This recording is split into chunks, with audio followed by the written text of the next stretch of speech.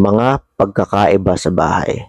Bumuhos ang ulan at dumating ang baha at umihip ang hangin at humampas sa bahay na iyon at gayon may hindi ito bumagsak sapagkat ito ay itinatag sa bato.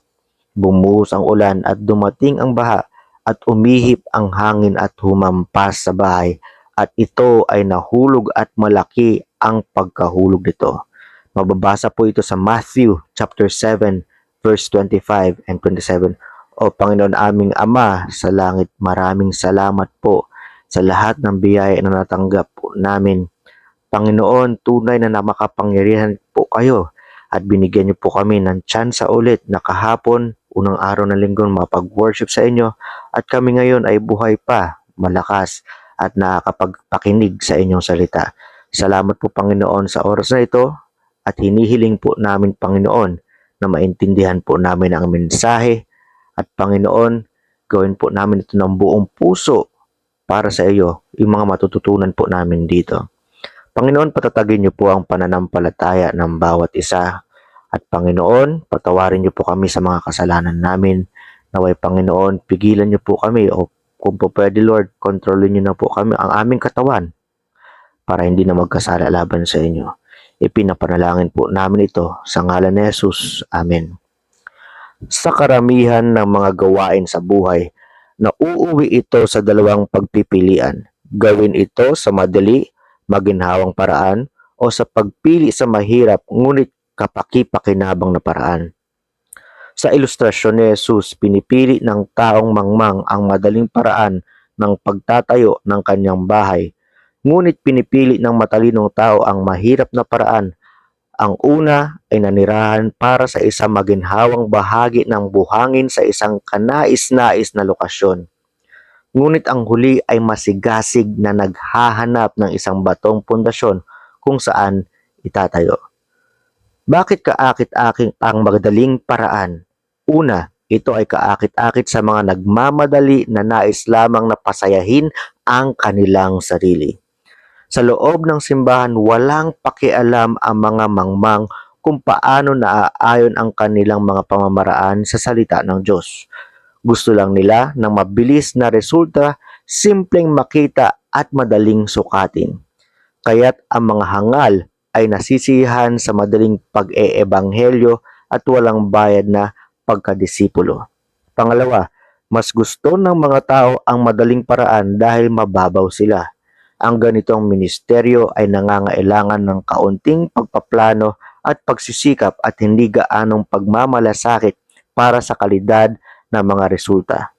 Ang bahay na iyon ay tungkol sa instant na kasiyahan sa halip na ang walang hanggan na gantimpala na matatagpuan sa pagtutubero o pagmamalasakit sa espiritual na kailaliman.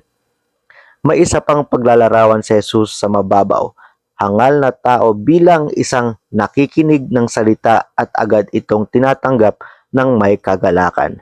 Gayunmay walang matibay na ugat sa kanyang sarili, kundi pansamantala lamang at kapag dumating ang kapighatian o pag-uusig dahil sa salita, pagdakay nahuhulog siya. Mababasa niyo po yan sa Matthew chapter 13 verse 20 to 21. Sa kabaligtaran, binibilang ng tunay na mananampalataya ang halaga. Itinayo ang matalinong bahay at pagkatapos ay gagawa ng kanyang kaligtasan ng may takot at panginginig. Mababasa yan sa Philippians chapter 2 verse 12. Tanungin ang iyong sarili. Mag-isip ng isang madaling paraan na ginawa mo sa iyong buhay. Ano ang nakakumbinsi sa iyo na gawin ito? Isipin din ang isang pagkakataon na talagang ginawa mo ang mga bagay sa tamang paraan. Suriin ang pagkakaiba sa mga resulta. O Panginoon naming Ama, salamat po Panginoon na itinuro niyo po itong bagay na ito. Ang pinakabuod po talaga nito ay paano po kami mamimili kung sino po ang aming pipiliin na pundasyon at ikaw po ang pinakapundasyon. Alam po namin Panginoon, madaling pakinggan at tanggapin kayo bilang Panginoon, ngunit ang katotohanan ay ibibigay po namin ang buong buhay po namin sa inyo. Kayo ang mamay-ari sa amin. Ngunit ang kapalit nito, Panginoon, ay hindi na kami mahuhulog. Ngunit, Panginoon, naway yung mga nalinlang o talagang sumama sa madaling paraan, naway Panginoon, huwag niyo po pa silang pabayaan at naway Panginoon, sila ay tunay na magbigay ng kanilang buhay para sa inyo, para sila rin po ay magkakaroon ng buhay na walang hanggan. Maraming salamat po Panginoon at ipinapanalangin po namin ito sa ngalan ni Jesus. Amen. Ulit po, itong mga devotion na po na ito ay galing po sa gty.org. Ang nakalagay po doon ay English, itinatranslate lang po natin sa Tagalog. Itong devotion na ginagamit natin ay galing po doon sa Life of Christ.